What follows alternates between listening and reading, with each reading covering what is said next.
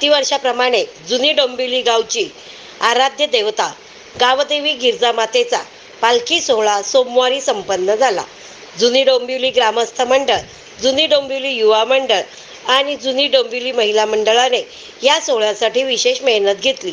पालखी सोहळा निमित्ताने गावदेवी गिरजामाता मंदिर आणि रस्त्यांची दुतर्फा विद्युत रोषणाई करण्यात आली होती. सप्तरंगी फुलांनी व रोषणाईने मंदिर सजविले होते. सकाळी मोठ्या थाटामाटात देवीची पारंपरिक पद्धतीने अभिषेक व पूजा अर्चा ग्रामस्थ देवी भक्तांच्या उपस्थितीत करण्यात आली. गिरजामातेची पूजा व दर्शन घेण्यासाठी जुनी डोंबिवली ग्रामस्थ तसेच परिसरातील भक्तांनी मोठ्या संख्येने गर्दी केली होती. संध्याकाळी मंदिरातून मोठ्या उत्सवात पालखी सोहळ्यास सुरुवात झाली.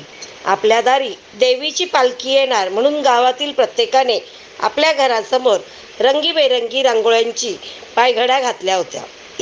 महिलांनी देवीची खणा नारळाने ओटी भरून देवीचे औक्षण करून सर्वांना आनंदी ठेव असे गाराणे घातले.